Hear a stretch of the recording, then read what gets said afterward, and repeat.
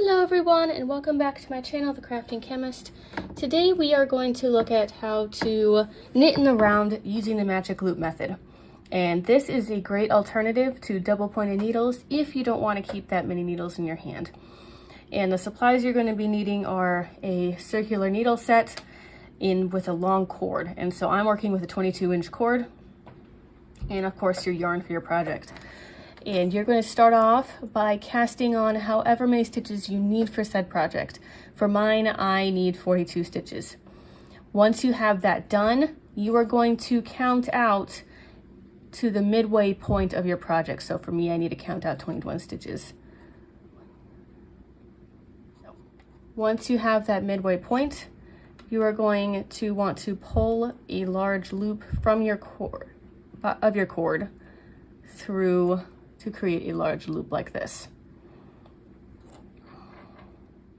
Now to get started and actually continuing after your cast on, I'm going to take so I have my working end here. I'm going to take the one that's not my working end and I'm going to pull it through here like so that I can use it.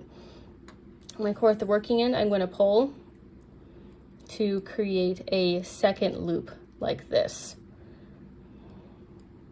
Now, if you are right-handed, you're going to start knitting like normal for you. I am left-handed, so I'm going to go flip it around, but it's going to be the same for whether or not you are right or left-handed. And I am doing the garter stitch, so I need to start knitting here. So I'm going to bring that back so you can see it's going to look something like this.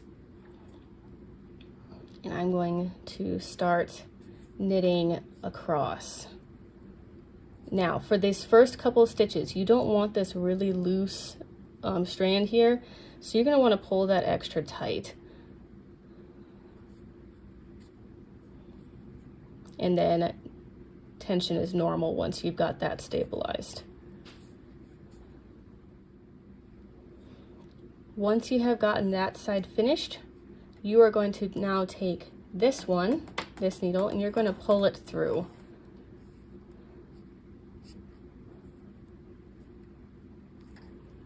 I just got mine stuck.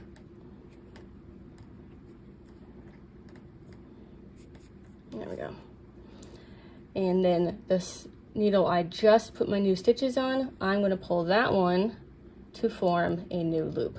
And I'm going to repeat the same thing for this next side, where I want to keep it tighter on these first couple stitches to prevent a gap, and then just knit all the way across.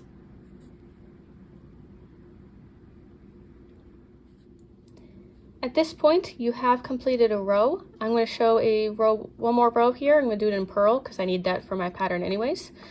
And so I'm going to bring this needle back that I'm about to work on, and the side I just finished, I'm going to bring this out to create a new loop, and I'm going to get started on the purl. Again, I'm going to keep this first stitch or two fairly snug.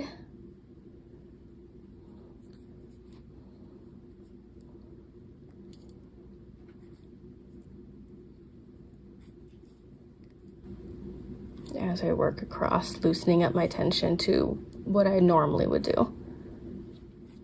And that is your magic circle method. I really hope this was helpful in your technique of how to do this. If you have further questions, please leave a comment below, or if you have other recommendations for a video you would like to see, again, let me know in the comments.